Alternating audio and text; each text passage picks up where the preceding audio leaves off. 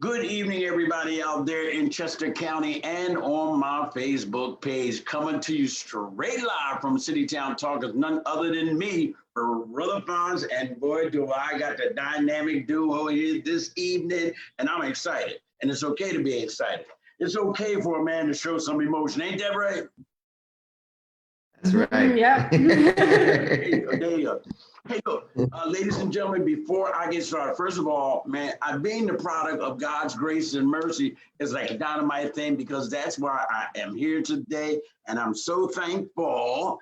And there's a few little suggestions that I got for y'all out there. Now, first of all, any of my viewers, I want y'all to share this video and tag me on it so I can make sure that I get it back here because during this interview, you will have the opportunity to get on in the comment section. You can say hi. You can say, Josh, you owe me $10. Where's my money? You can do anything. You can ask questions. And if you ask questions, they will answer in real time. So it's important for us to make teamwork, make this dream work. Now, as a producer, director, and whatever else I am, I'm doing everything. So with that being said, I'm going to start off by reading their bio. Now, I'm going to tell you the truth. Thank you. Now, to tell the truth, all my viewers, their bios is entirely too long. I mean, they've done everything. I read somewhere somebody went to China. I mean, I was like fine. The time will be up. So I'm going to read Jordan's and Josh's bio, and then we're going to jump right in. Fasten your seatbelt. Here we go. This is the Crayons overview, and we're going to start with Jordan Crayons. Jordan went to Westchester University in order to finish her Bachelor's of Science in Elementary Education with a minor in math. Throughout high school and college, Jordan was heavily involved in serving her church community, as well as traveling to China multiple times for mission trips and teaching English to college students. She knew quickly that she wanted to serve people locally or overseas by linking together her faith and her desire to see strong educational opportunities available for everyone. That's very noble, I like that. Starting in 2003, while at Westchester University, Jordan volunteered and worked part-time at the Bridge Academy and Community Center as a tutoring coordinator.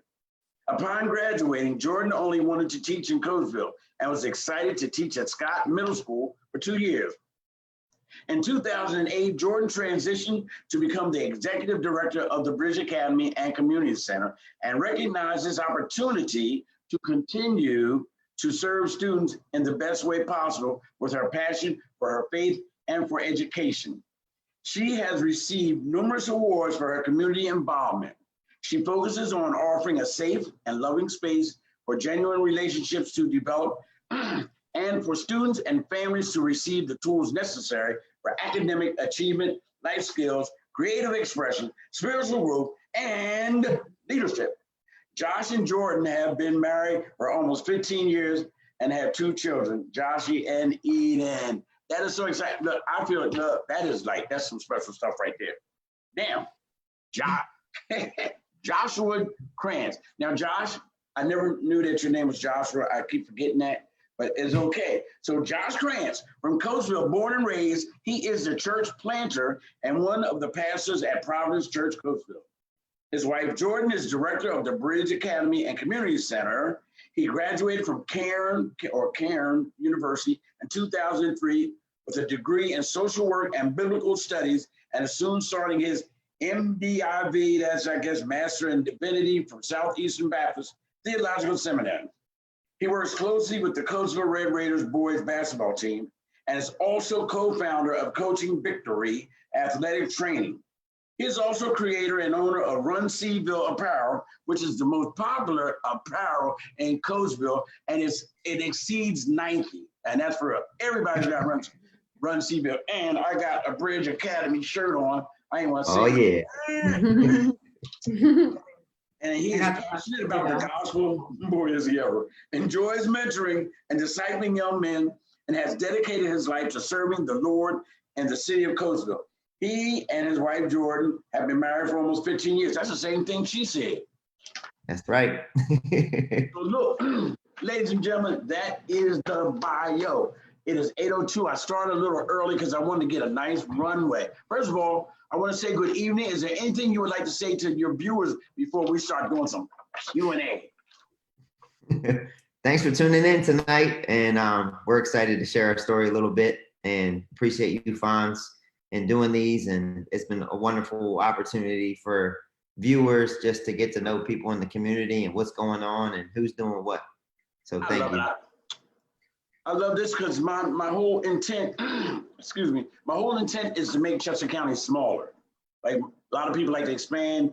I don't. I want to make it smaller. I want to be like that old sitcom. One of my most favorite sitcoms was called Cheers. And in the theme song, it said, where everybody knows your name. And that's what I'm about. Ladies and gentlemen, to my viewers out there, the reason why I have Josh and Jordan on here, because they fit one of my 3 bullet points, which I try to share with y'all all the time. My guest on here has to provide either education, information, or inspiration. And they got it all tied up. All 3 of those things are tied up in this group, in this family right here. And I love them to death. One other thing I want to say, I've had the honor and the pleasure of being in their presence for like approximately 6 years. I went back and looked at some of my pictures that I took, because my camera was how I got into Bridge Academy, because I didn't know how to introduce myself to people and stuff like that. So I just came in and I started taking pictures of all the kids, and they were running, hiding, like, who is this guy troll? Who's this troll and all that, right? To such an extent, they now accept me. That's a beautiful thing. But now, I don't know who's going to answer what. I really didn't break that down. So feel free, both of y'all, because I've had tag teams on here before, that you can both answer. Now, Jordan, there is some questions I want to ask specifically at you and specifically at Josh. But anybody can answer this. Number 1 question, numero uno, is how did you guys meet? I'll answer that one. We knew a little bit of each other in college, but I was working as Community Youth Women's Alliance, the CYWA, as a social worker there, doing teen prevention. And one of my best friends called me on the phone that day at work, and he was working out at the camp at Old Mill, and he was like, yo, Josh, there's this girl out here that you gotta come see. She is the one for you. And I literally that day, Fonz, no lie, I clocked out of work right then and there, got in my car and drove out, and I saw her pushing kids on the swing. And I was like, oh man. And she was working with the kids at the bridge, and a lot of overlap in the kids that were coming to the camp. And that was kind of how we got to know each other. And turns out the following night, she was going out to dinner with my parents to talk about just how to get involved in Coatesville and what that looks like even more. And my mom called me up on the phone and said, we went out to dinner with this girl tonight, and Joshua, she is just so perfect. She's beautiful.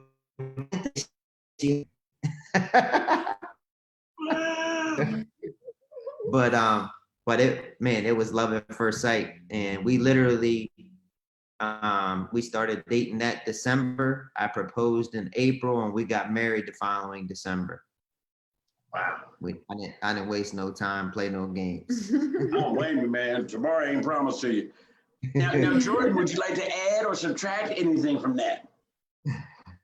No, that's pretty much it. But yeah, I mean, we just were working with the same kids already, so it just was like a natural progression of hanging out with all the same kids were going to the bridge and going to the camp, and we already were in the world, so we just kind of kept, he would started helping at the bridge, and I started helping at camp, and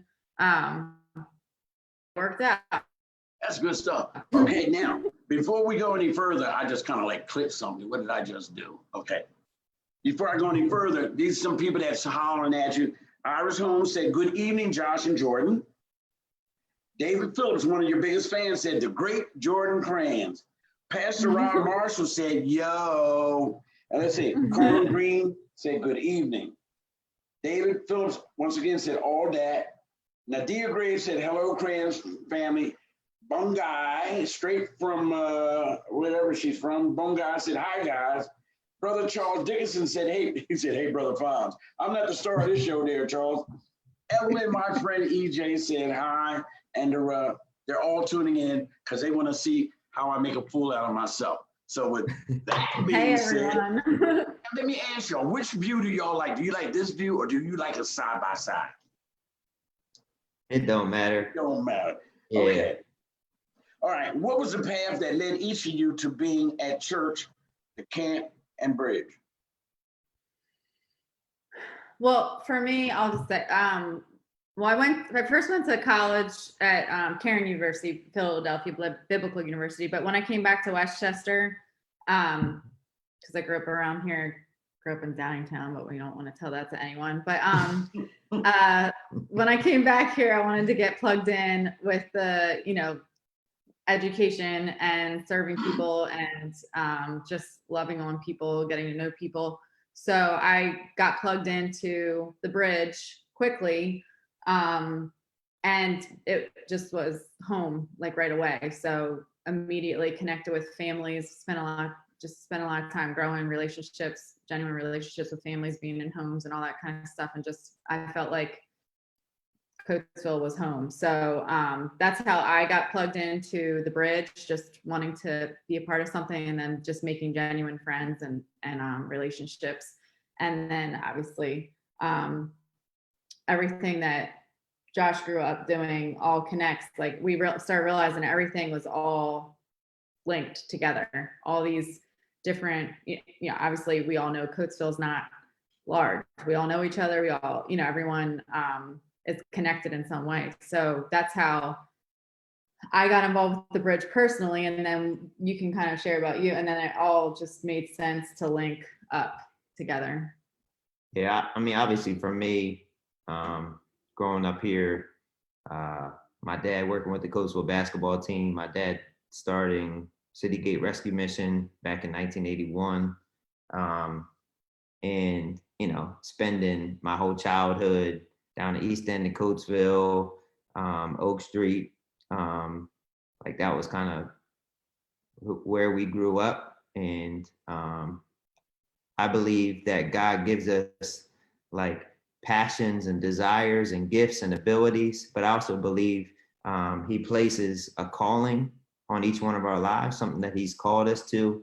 And I always tell people one of the most clearest callings on my life was I felt God wanting me to spend the rest of my life, and probably from the time I was in like 8th or 9th grade, Fonz, I felt like God wanted me to spend my life in the city of Coatesville. That's all right. That's all right. And ladies and gentlemen, a lot of you may not know, but Josh used to be in a rap group. What was the name of that rap group there, Josh? Point Men. Point Men. Look it up on Google it, YouTube it, or something. iTunes. Yeah, get some iTunes. I still get royalties. So if you buy a couple tracks on you iTunes, then I'll get like 3 cents. Well, that's all right. That's right. Now, wait a minute. You got some people missing. Where are your children? Are they in the house? We tied them in the basement for the last. Man, come on, man. Don't you want? Let's call them in here and let's let everybody meet them. All right, I'll tell them. Or is that too much trouble? Yeah, get them. Ashley. That's better than me asking, saying, "Tell us a little bit about your family." We're gonna see a little bit about your family. Josh has a great two. I think his dog just passed away. Am I correct? Yeah. Okay. Yep. So can't bring the dog. We do have a turtle. We have a turtle and a snake too, though. Oh my God. It's like Jumanji. Yeah, it is. It's a zoo here. Okay, so while we're waiting for the kids, I don't know how long that's going to take. But who wants to answer this? What is the bridge? Wait a minute, I'll wait for your wife because I'm gonna. Yeah, let her answer that. Yeah, let's get her back in there. Y'all should have had them kids ready. You know I want to see them. I know. Well, a lot of people that I interview, they think their kids aren't important for the interview, and they're the most important. Yeah. I like to Our see kids that. are. Joshy is in 2nd grade. He's going into 3rd grade. He'll be at Callan Elementary next year. And Eden is going into 6th grade, so she'll be at Scott. And next year, so. Joshy used to be, he used to be with Kenny Allen at New Life in Christ and the Talented 10th.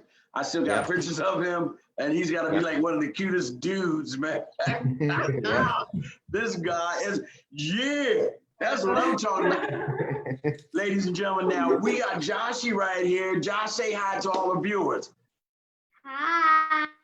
And there goes Eden, who would never let me take pictures when I first came to the bridge 6 years ago, but she really did want me to take a picture. Eden, say hi to all your viewers. I'm gonna wave at you, Eden. You wave back. Thank you. Hey, look, it's good to see y'all. Thanks a lot. Now, Jordan, here's our question for the two of y'all. What is the bridge? How long has it been around, and where is it located? That's a 3-for right there, 3 in 1. Sorry, our house is always a little crazy. We got people over. The bridge, so the Bridge Academy Community Center, we are located between 5th and 6th Avenue on Olive Street, corner of Olive and Virginia. And we have been there since 2002. So it's an old church building that we've transformed into a community center that we can use for after school programs, evening programs, summer programs. Our mission is to equip youth and families with the tools necessary for academic achievement, life skills, creative expression, and spiritual growth and leadership. And I think that was all the questions. But we're just there to build relationships, to walk with people. My passion is education. I want to see our kids be able to thrive with their learning and be able to do whatever they want to do, be whatever they want to be, whoever they want to be. And so we want to come alongside of them and do everything that we can to make sure that we're encouraging them, affirming them, giving them the tools that they need to just grow as individuals and families. Josh, you like to add on to that? Or that says it all? Yeah, it says it all. We love the kids and we love the families, and that's our lives, just to come alongside of families and try to give them the best resources to succeed, man. And it takes a lot. I've seen you guys in action. I marvel at your energy and your commitment and everything else. What are some of the most pressing needs of our community that you have found in your time at the bridge? Name some of the most pressing needs that you guys have found. Just needing people to come alongside and in a non-judgmental way, in a way that just sees people's skills, talents, gifts, and then encourages them. So I think people really like the pressing needs that I see is families are just looking for connection, and that they want their kids to do well in school. Everyone wants to do well in life, and just sometimes want that extra affirmation, that extra support, that extra person to come alongside into an IEP meeting or into a classroom, or make sure that their kids are doing their homework the right way, whatever it is. So that goes into every aspect of life, though, too. Oh, here we have people come here. Sorry, Fonz. You always got. Oh my goodness gracious! We have Mark Quinn's here, Khalil's here, Autumn, Rain. So that's why we're a little distracted right now. But I do apologize. I apologize because that's Autumn distraction. Yes. Autumn right now is actually taking all graduation gift bags to all of our 5th grade students, 8th grade students, and seniors that just graduated from the bridge. So we're just trying to support. And I got some questions about that as we go further in, because I want to know. Get your face out of here, Autumn. This is you're stupid. Because we're going to talk about that because I want to know what y'all doing during COVID. But we're going to move right along. Okay, now, who designs the programs that y'all have, dude? Is it what you do? Do you have a think tank? How does that work?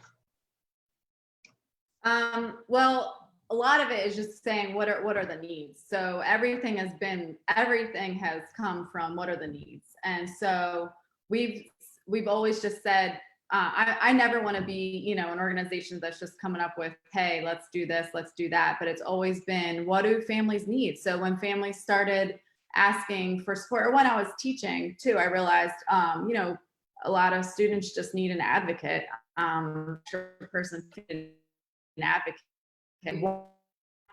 So, and like the programs, everything that we do is all based on where are some of the gaps we see, where are some of the needs that we see, and how can we come alongside and make sure that we meet the needs. So it's a lot of people. We have a ton of great volunteers, staff members, board members, donors, people that family members that just help us to come along with the ideas of what's going on at that time. And then partnering, we're big on partnering. So a lot of stuff that we come up is usually hand in hand with the church, the Camp at Old Mill, other organizations that we can partner with in the community. And hey, how can we link arms? Because we all have the same goals. How can we link arms and do it in the best way possible? Now, do you have a certain organization? What organizations do you guys partner with, Josh? Coastal Youth Initiative is a big one. Obviously, we partner with the Coastal Area School District. So we have, we like to get into the schools a lot and, sit in on classrooms, sit in on IEP meetings, those kind of things. What's some other organizations? Well, we're making sure our kids get into Locust Lane Riding Center. Yeah, Locust so Lane. We can do that. Coatesville Young Life. Yeah. The Point. The Point. The Parksburg Point is a big one. Yeah. Jack Crane's camp, which is called the Camp at Old Mill. Nobody knows it by the real name.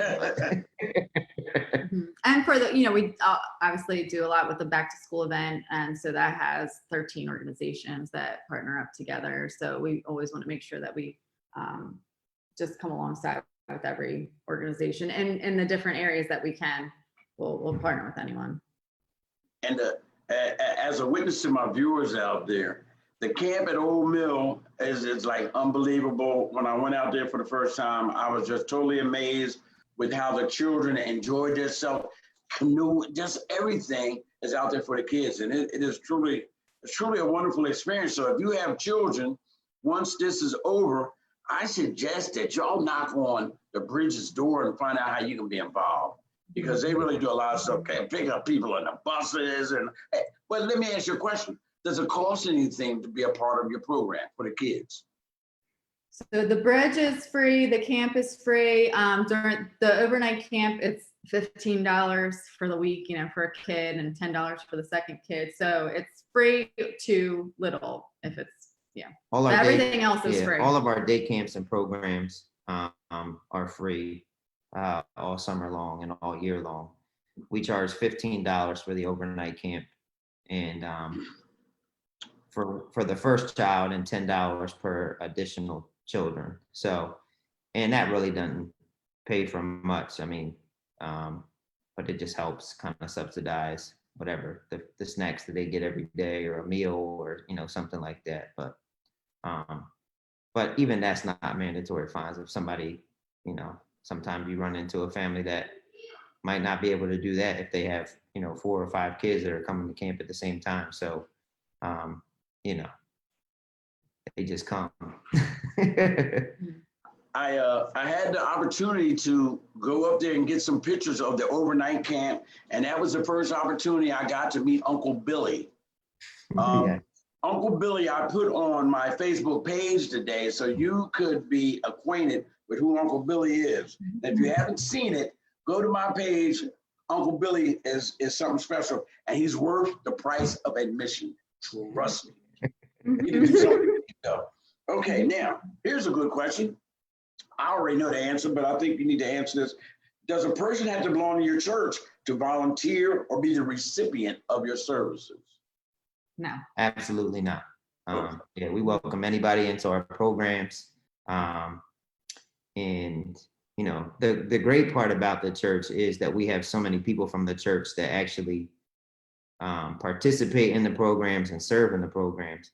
But man, if it was only dependent on the church, we'd close our doors for lack of resources. So yeah, I mean, there's so many wonderful people in the community, teachers, you know, just a lot of people that volunteer to kind of keep our programs going.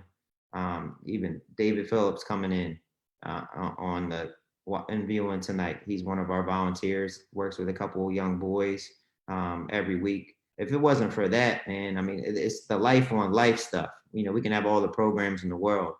That what makes the most difference is when an adult or a high school student or, you know, will come in and connect and make a, you know, a real authentic connection with the young kid and build that relationship. It makes all the difference in the world.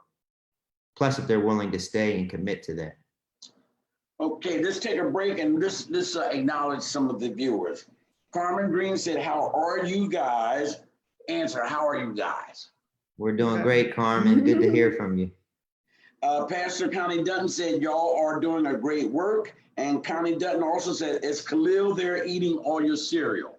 Yes, and fruit our snacks. fruit snacks. And he refused to come hide the camera. Can y'all- Oh, crazy. Okay, now, Pastor Dutton wants you to elaborate on the woman's retreat. I know that thing dynamite because I see the pictures. Y'all be something else. Elaborate on that woman's retreat.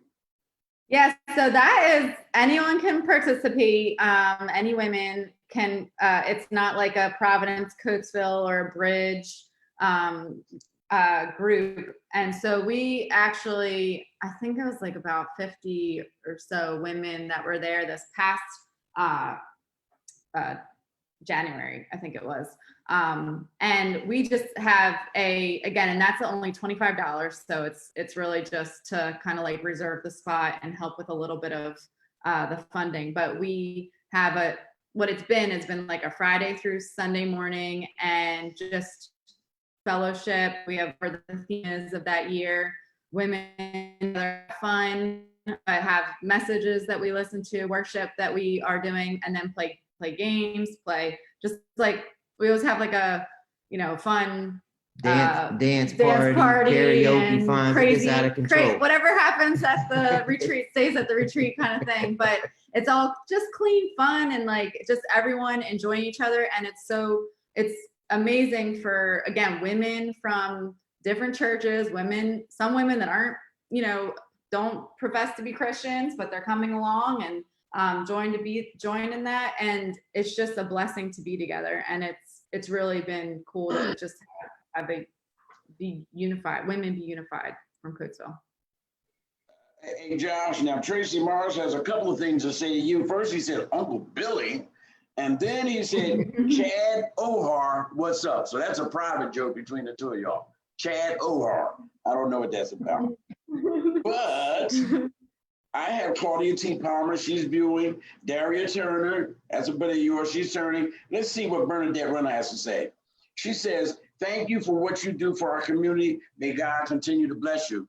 So maybe these people don't have an opportunity to see y'all, but they know of your good work and they appreciate all that you do for this community. I know I do.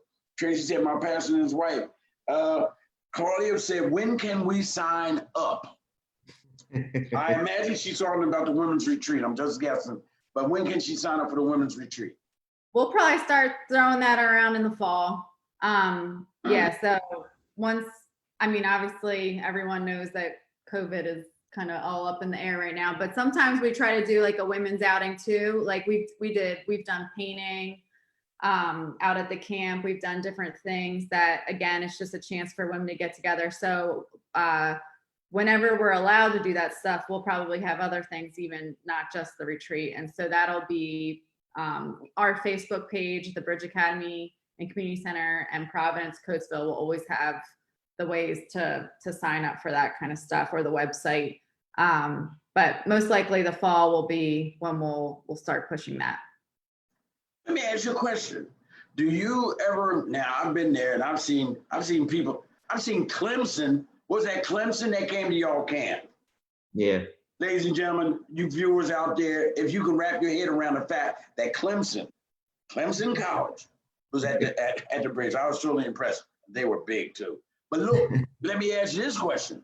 Can other entities, churches, rent Old Camp Mill and have an outing there? Or how do y'all do that? Or do y'all do that? Yeah, I mean, we're booked. We try to keep our summer months, like the camp's there for the kids in Coatesville. Now we do have some, a week of kids that come down from North Philly. We have a week of kids that come from Brooklyn, New York. We have Imhotep High School, MLK High School, Penwood High School. Their football teams come in August. But the majority of the summer we try to keep specifically for, the kids here in the city of Coatesville. But with that being said, we do have, Saturdays and Sundays and, weekend stuff all the time. Churches rent it out, church retreats, church picnics, church bonfires, church barbecues, cookouts, you name it. Men's retreats, women's retreats. I mean, all year long, it's kind of used as that. Good stuff. Claire is viewing. Claire Limlow, it is good to see you. Mary Kyle, thank you for sharing this video. Claudia says, every time I go to sign up for my grandson, I'm always too late. Well, then start earlier, Claudia, start earlier. Quincy Teal is watching. Okay, what else? Carmen Green said amazing. And Quincy Teal, let me see what he's going to say. He says, my favorites. I always said we need to return the favor for what they do day in and day out and do a favor and do a thank you appreciation dinner as a community. But Cranston, I buy that. If I think what I just read, Quincy said we need to have a dinner and to show y'all how much we care. I'm all down with that, QT. I can't cook and I ain't got no money, but I'll come. With that being said, let's go to the next question. What have y'all been doing during COVID? You haven't been making no kids or nothing. So what y'all been doing? Well, I can answer this one. We've had trying to just meet the needs of people in the community. We've been food distribution every other Wednesday. And that's been incredible.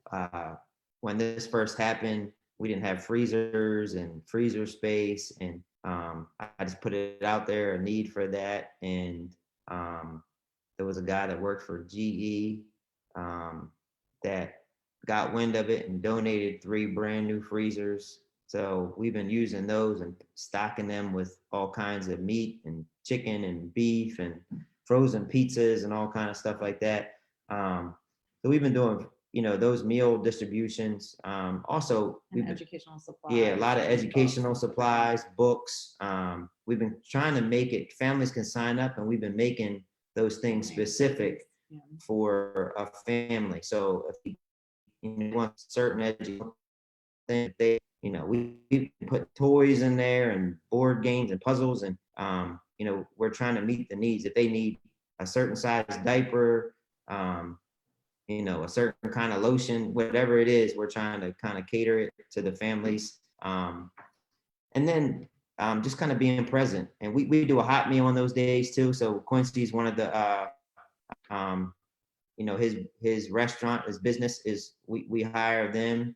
And Quincy's been doing probably about, 60 to 75 meals when we do those. And so we give groceries, and then they get a nice hot meal. And he's done prime rib and chicken and pasta. It's been, chicken Alfredo has been incredible. So that's been awesome to be able to do.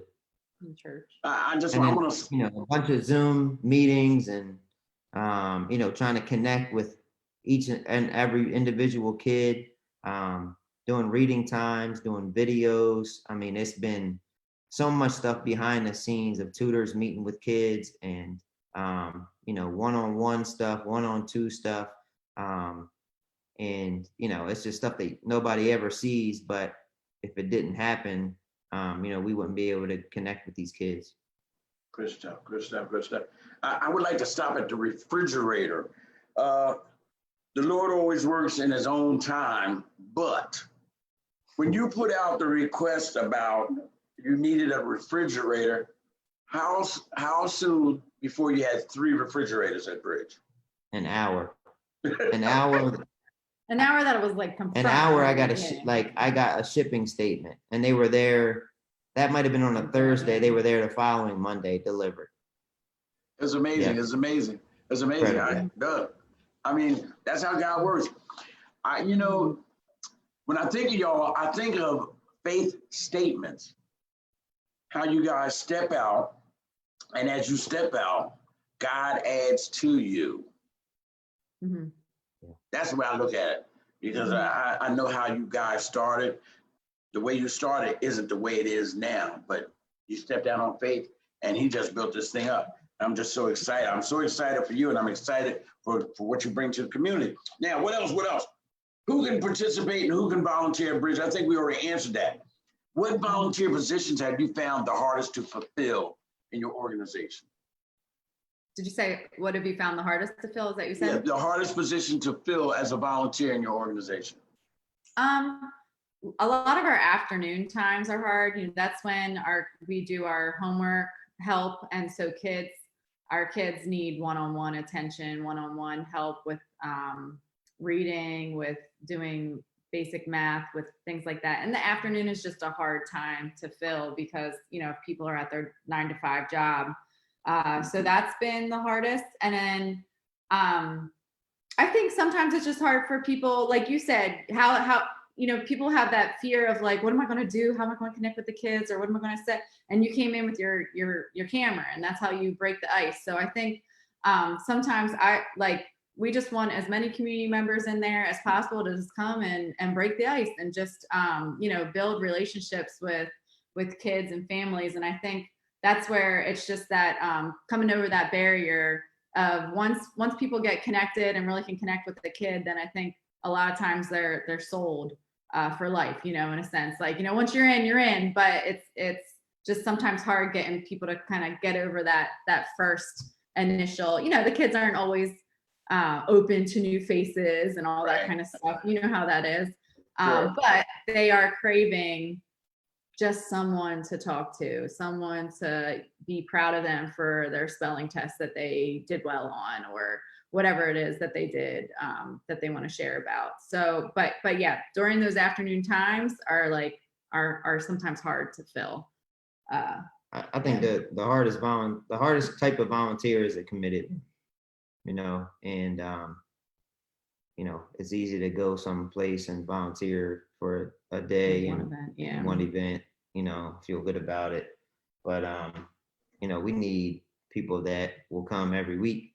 Mm-hmm.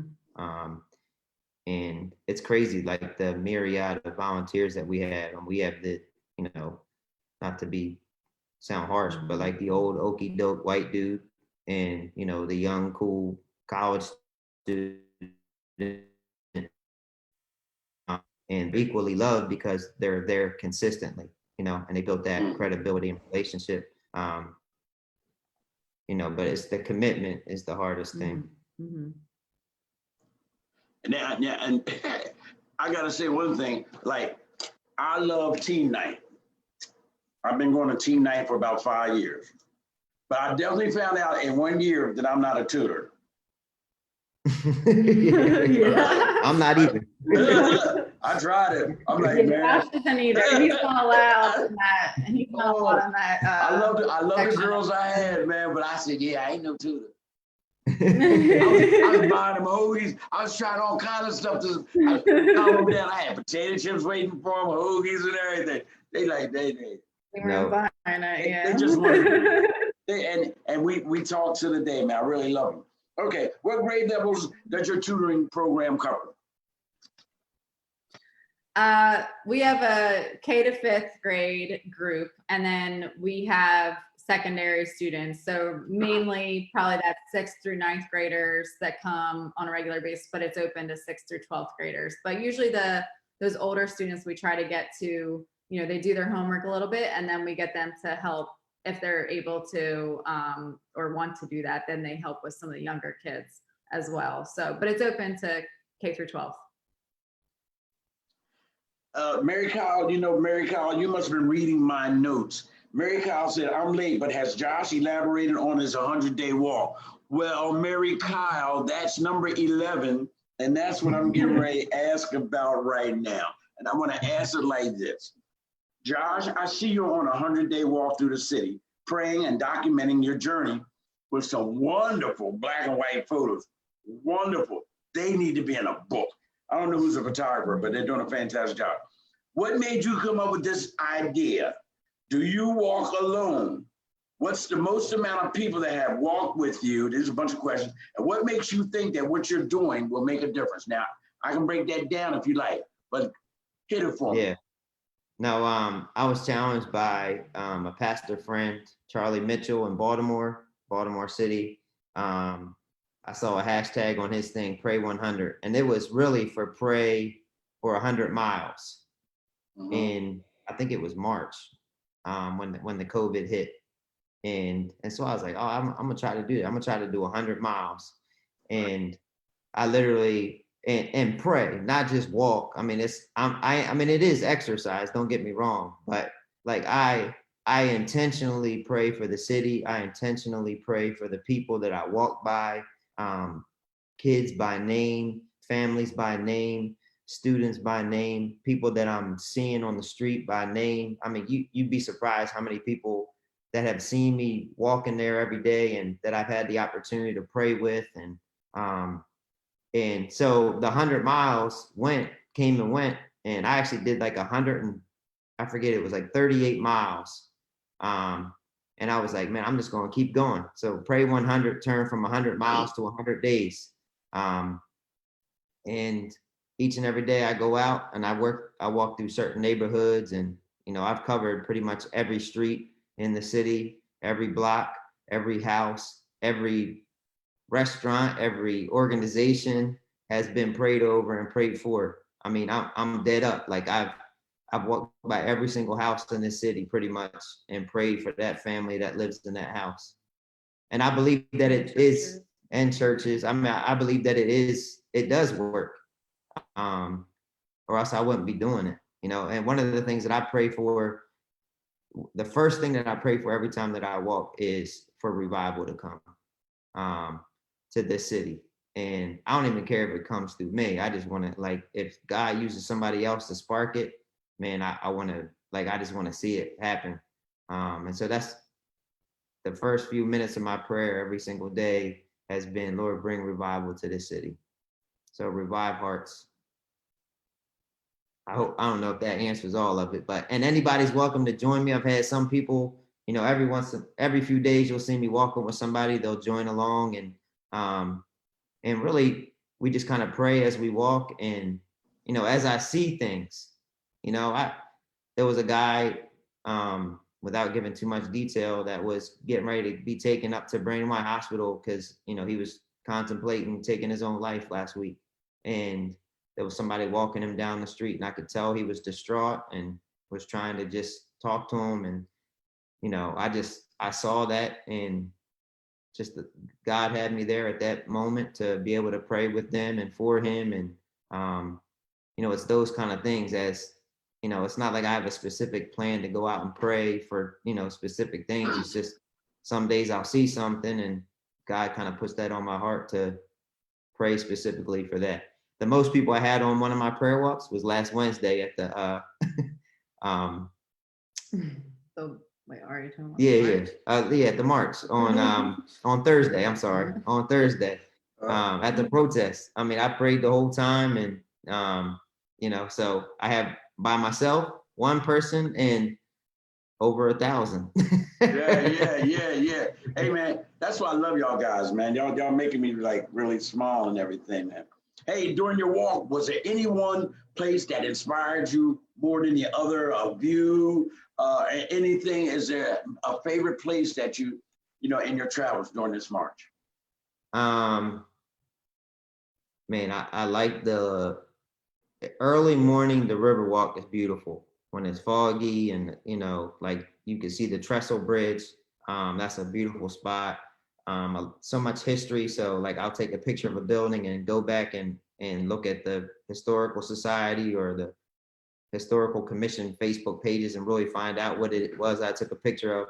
But there's a beautiful, if you go up to the old basketball courts above Oak Street, above whatever, I forget what that housing place is called up now, but that little pathway that used to connect Oak Street to Parkway, you can kind of look down over the city and down over Lukens and see West. My favorite view.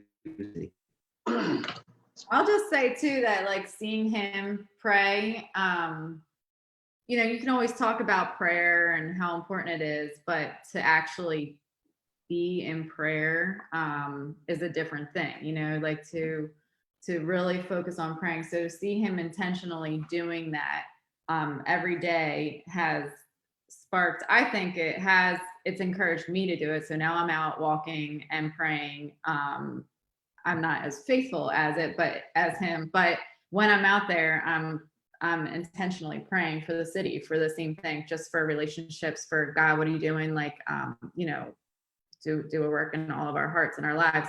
And so I think my prayer is like other people will do that on their own. And it doesn't have, no one has to walk with him. We walk on our own and we pray, intentionally pray. And if you can't walk, just being intentional, praying in your house, in your home, whatever it is, in your job, in your car. But I think that that's the thing that makes the real difference is prayer. We can only do so much, say so much, whatever, but God is going to work through prayer. And so it's impacting me. Good stuff. Here, it's break time. Let me acknowledge Susan Elliott is watching. Susan, how are you? Chrissy Ballesteri Torres, it's good to see you. Patricia Ann, how are you this evening? Pastor Marshall, let's see what he's got to say. You guys truly are the salt of the earth and letting your light shine so that your Father in heaven is glorified. Praying for your strength, guys. David L. Phillips said, we need the men. And David, we're getting ready to talk about you and the ways of the gentleman. Quentin Brown, it's good to see you. Tia Chanel, Lindsay Meyer, how are you? Kahisha Schuler. We've been having some good conversations with Kahisha and the Black Lives March and all that kind of stuff. James Scott, bam, how are you? Mary said, that is me. And here's a newcomer, Tahia Bradley. It is good to see you, Tahia. Now, let me see. Josh introduced something to myself and David L. Phillips, and he allowed us to participate in something called the Ways of the Gentleman. Tell us a little bit about that, how it got started and stuff like that. And you get ready, Jordan, because you're next. We're going to talk about the Mothers Club. Bam. Josh, Ways of Gentlemen was just a way that we could grab some young men together and really focus on certain things that we feel like is important for them to know. How to treat a woman, how to treat their mothers, simple things like how to tie a tie, how to have proper hygiene. A lot of these middle school guys, don't be wearing deodorant enough. So you got to teach them that. But really it's centered around, I'm hoping obviously to do it again in the fall. I'm hoping to do it this year in North Brandywine, Dr. Roberts. We've been talking about getting it in there with some of the young men, and but it's centered around bucket drumming.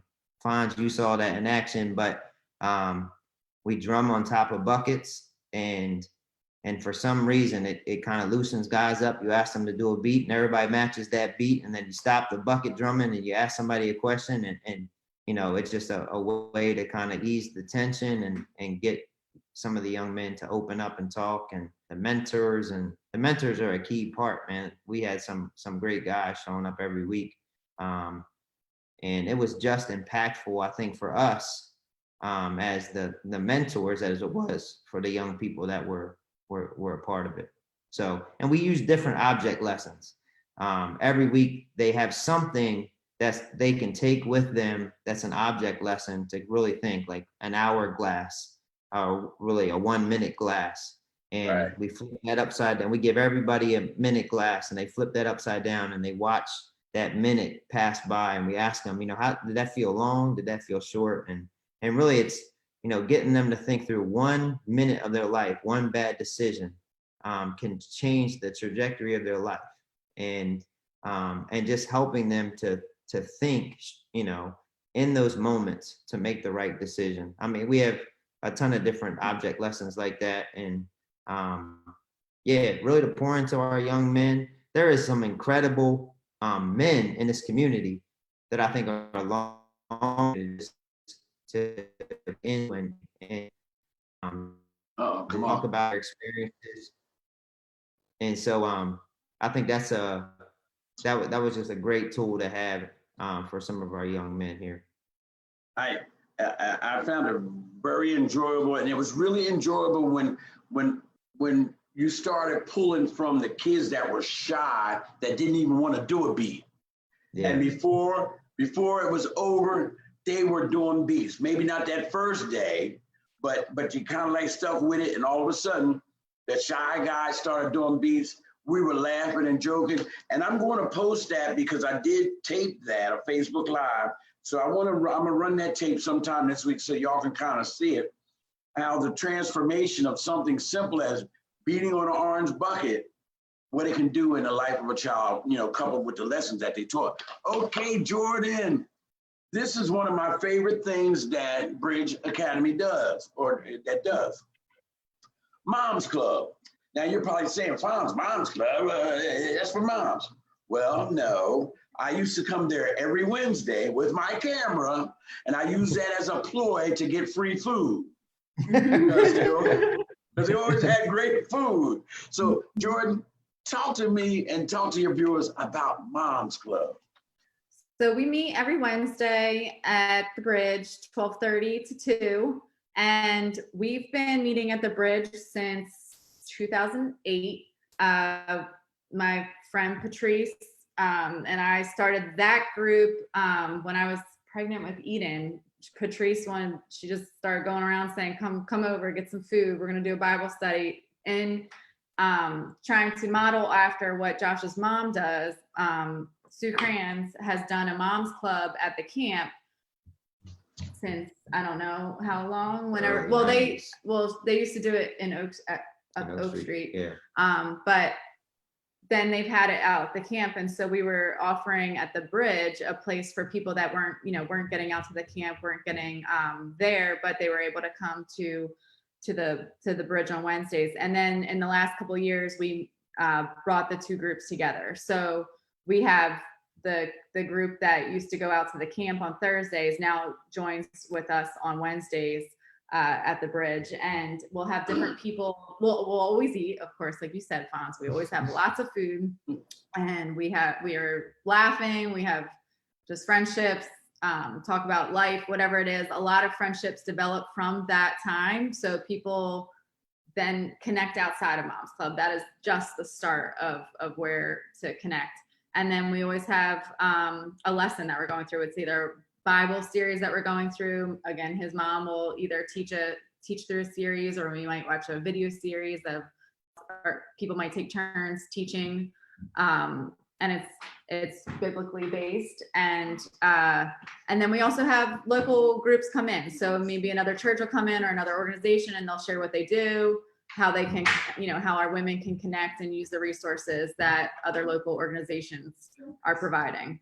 But we just, and it started, we called it Mom's Club because we were trying to, do it for moms, but really it's for any woman. And we even have some of the, I shouldn't say it, but some of the high school kids that might, not be at school that day, or they're in cyber school. They might be in cyber school, yeah, but they might be in cyber school and they'll still come and participate at Mom's Club. And obviously, they're teenagers. So it's literally a range of, you probably have, 16 to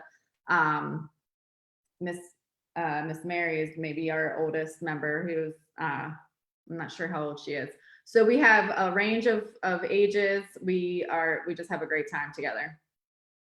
That is good stuff. That's good stuff. Yeah, yeah. I used to come and take pictures and eat food and then go in the back where the computers were. Anyway, let's say Asia Hines is just waved at you. Shanira Stewart is watching. Kahisha Shula Zebli, once again, she's got a heart, meaning she loves y'all. Charmaine Minnie Allen is watching. Hi, Charmaine. Malcolm Robinson, you should be selling cars. Now, Deshia with the cakes is watching. I always wondered what the with the cakes thing is. Chanel Hart, hey Chanel, that's number one stunner. Shirley A. Williams, good evening. Evangelist, Lisa, Kelsey, Lexi is viewing. Pastor Anderson, hey, we praying for you. And thank you for them chronicles, Pastor A. We appreciate you, man. That's why aren't we, well, ask me why I'm not in church. That's Pastor Anderson. That's his thing down there. And that's with a friend of yours, Josh. Hey, Pastor Anderson, what is the gentleman you're doing it with? I forget. Kyle Canty. Kyle Canty. Kyle Canty, yes, because he told me he knew you, Josh. Yeah. So that's a small world. Saudia Van Wee, it's good to see you. Samaria Turner, the poet laureate. And that's some of the viewers that we got right there. So now let's move on. Now I think I got about 5 more questions. I know I'm wearing y'all out, but I think you guys are interesting and I'm just glad you're being patient. I think you might have answered this. Jordan, what gives you the greatest amount of joy in your service at Bridge? I just love that it's a place that I've always felt like it's just the niche that Come on, we're freezing up a little. that God put me in. That's my second home. That's my family, and I love that God has. The joy comes from just being able to know that God has put me there, and I'm called to just serve and be faithful. And it doesn't always matter what the results are, but I just have joy being able to build relationships and be able to serve. And again, I have passion for just relationships, but then also just education. I want to see my kids, all of our kids, succeed and do well, and I want them to fall in love with Jesus too. So I mean, I just have joy being able to do that. Good stuff, good stuff. You really had me at when you said it doesn't matter what the outcome is, because that's based on God anyway. Yeah. Yeah. You know what I mean? So I really like that. So I try a lot of stuff and I don't know what's going on. I'm gonna tell you the truth. All right, now, what are your future goals for Bridge Academy? Where do you see it in the future? What is your vision? Yeah. So we are really just one of the things that I want to see in the future is just going deeper with our students. We serve a lot of students and families. And so one of the things that we want to see, we recognize that the needs are just deep. And so we want to start as young as possible with really, really focusing on reading and really focusing on getting those foundational academics in there, of like our kids being able to read, our kids being able to do the basic math, so that by that kindergarten, first, second grade, they are set up for success. And so where we see the future is really just being able to pour into kids, really through mentorship, discipleship, and one-on-one, and really go deep with a group of students so that they are set up academically, but then also that they're set up with people in the community that love them and are supporting them and are affirming them, and that they know that they have a future ahead of them. So I just want to continue to grow it so that we can go deeper as much as possible, be just diligent with the students that we are given, the families that we are given, to build relationships with, and making sure that they can succeed academically and also just in this world in general. So where we're going is just going deeper with, if that looks like it's a smaller group of students at sometimes, then that's going to be what it is.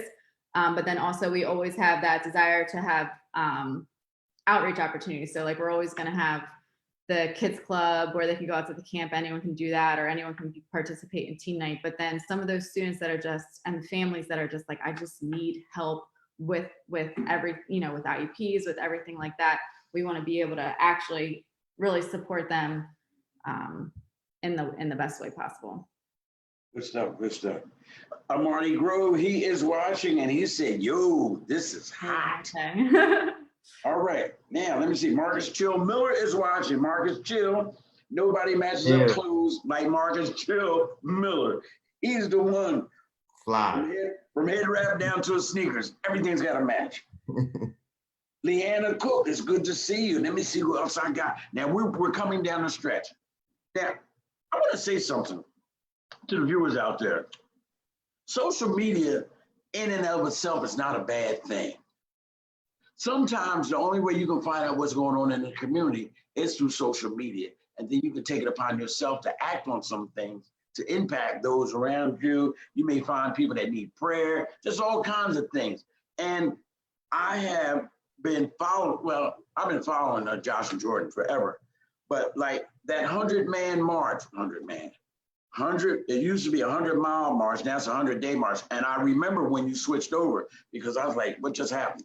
But like, try to tune in from time to time and follow some of the people that are doing things in the community. And then you can find out how maybe you can plug in things of that nature. You know what I mean? Especially if you're a shy person and stuff like that.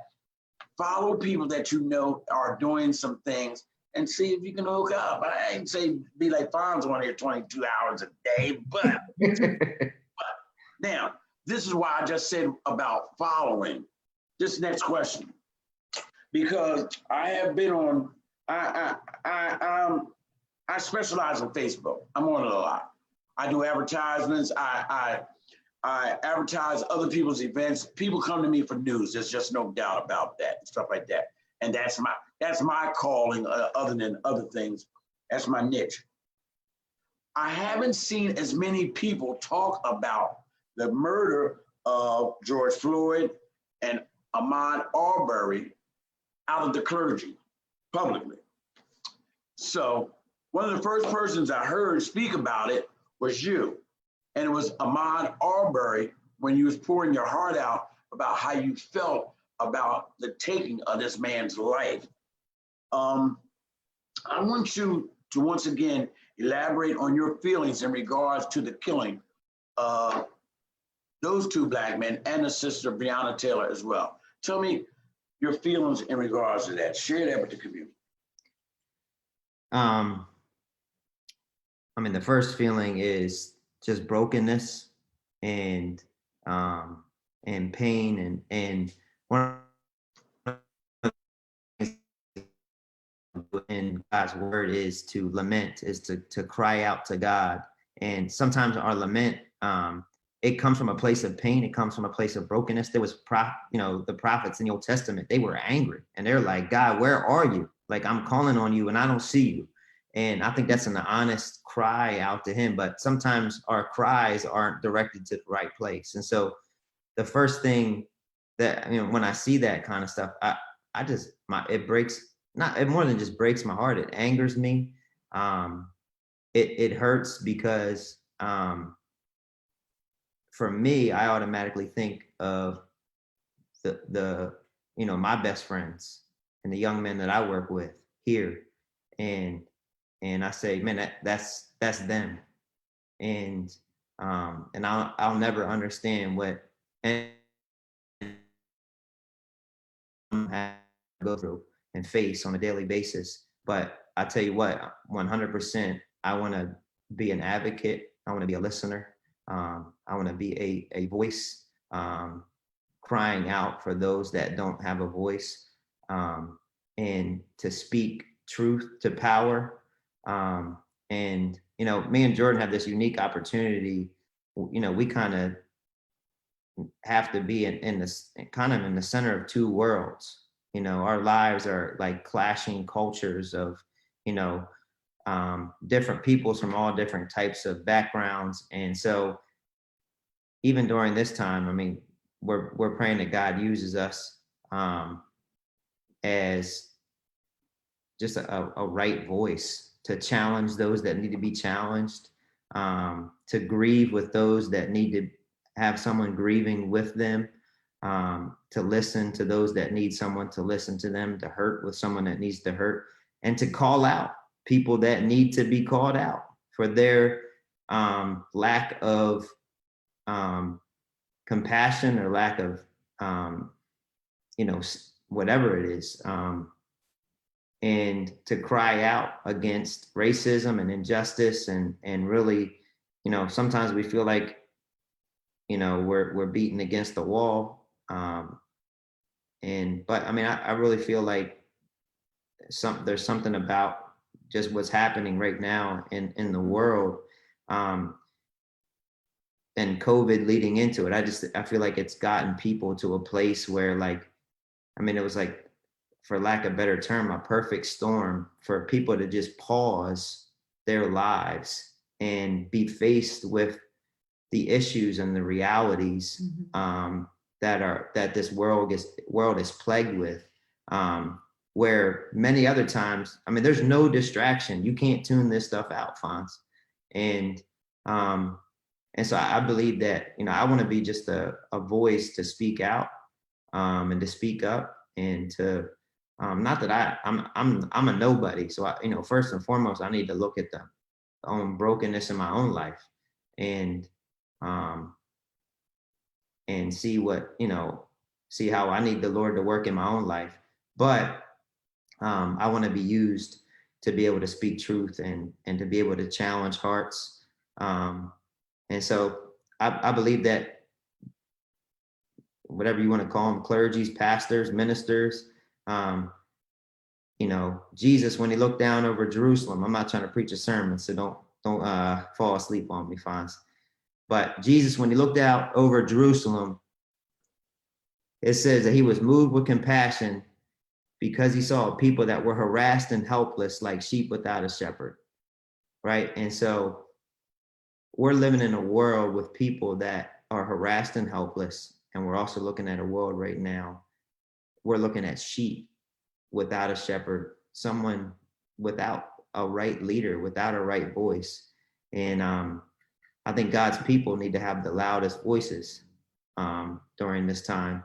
And so, not that I want to have a loud voice, but man, if I'm following the Lord, you best believe I better be one that speaks up, and does something about it, or I'll be held accountable for that. Mm-hmm. Good stuff, good stuff, good stuff, good stuff. Crystal Jones Lowry, welcome. I see you're in. Nadia is still with us. David is still with us. And Bongai haven't let us. And Pastor Marshall, you're still here, and I'm glad. Evelyn Johnson, she is still here with us, and that's good. Now, let me see. Now we're going to get to the church part. We did the bridge part. We did the personal part. Now we're going to talk about Providence Church. We got 3 questions. And then we're going to call it. This has been a good meeting. This has been a long one, but it's been good. And I hope our viewers, if y'all left early, that's y'all lost. Okay. Now, what made you plant the Providence Church? Really, because of just the relationships that we were building with the families at the Bridge Academy. And it wasn't like I wanted to start a church for people that were already in church, right? I wanted to. I felt like the Lord was calling me to plant a church for people that might not ever step foot in a church, or maybe the people that had been turned off by the church or skeptical of the church.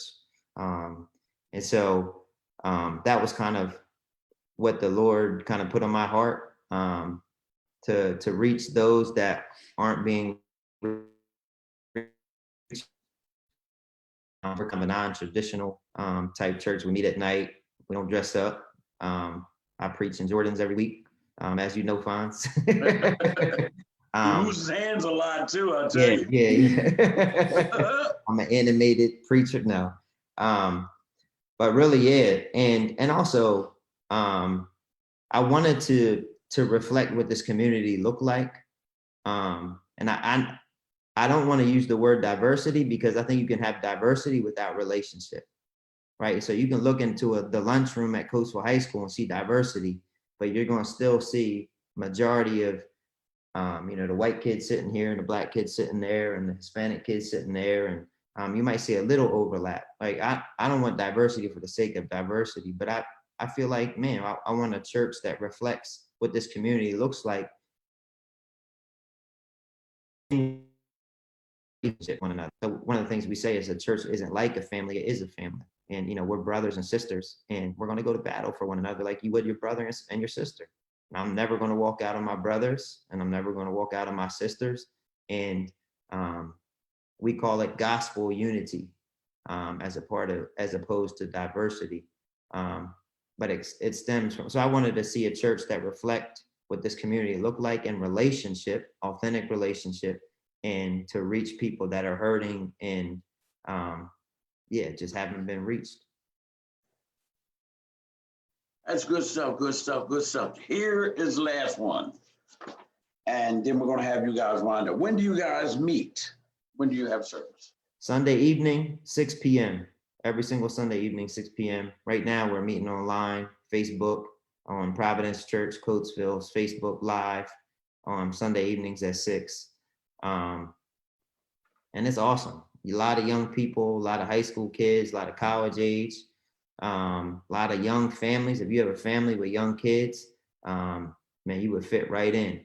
And one Sunday a month, we have the kids in the service and do activities with them. And, it's just an incredible place to build relationships with people with families and young people. And I mean, you come into the church, it's a plethora of people from all kinds of walks of life and backgrounds.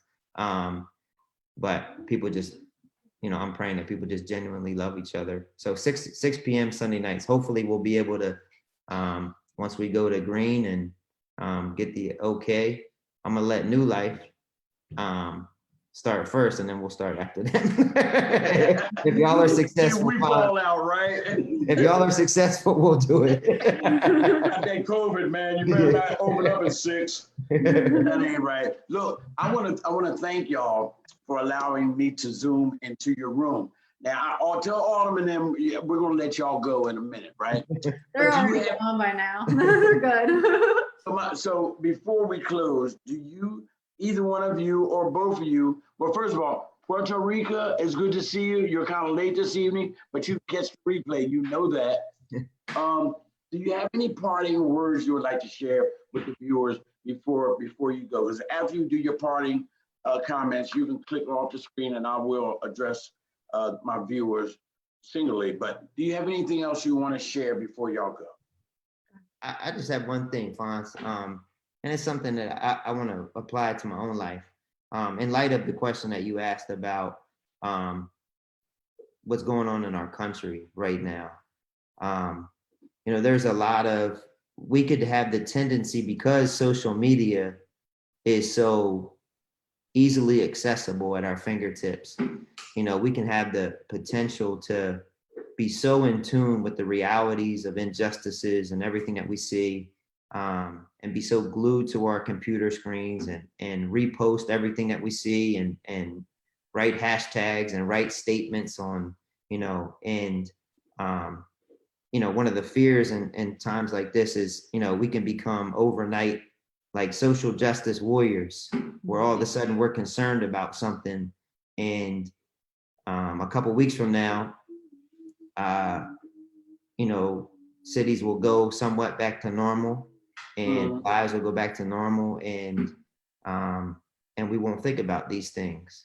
And so my one of the things that I'm really wrestling with is how do we continue to have our hearts break over the things that break God's heart, and not just in a flashing moment or in an emotion, but how do we put boots to the ground? And so my challenge to myself, like I want to, like, this is for me, but this is for all the listeners. Like, we need to run to our cities and our families and our kids before buildings are burning, before someone's laying in the street with a knee on their neck. We need to run to our cities and to our families, like when there's no cause behind it. And the need is just as great. And justice is just as necessary, and peace. And so my challenge is, like, let's let this continue to go on, and people that you see in your circles that are the overnighters, man, challenge them to continue to press on. And, the Bible says that we're to be not just hearers of the word, but doers also. And so I think that's an application for all of us to be doers, to practice what we preach. And so that's my closing remarks. I appreciate you, Fonz. Thank you so much. And too, like, just to link it all back in with that, like, our young people that we know at the bridge and the neighborhoods and all of our churches, like, they are the next generation that is going to be empowered to make this change and to see what it needs to do. And so again, like what he said, reach out to us if some of you guys want to come and you want to pour into some of these young men and women that are the next leaders, and they're craving for that, and they need to be empowered and know that they have every ability to reach the potential that they have. And so, like, it all ties back together, and we'd love to have more and more people just partner with it. Yeah.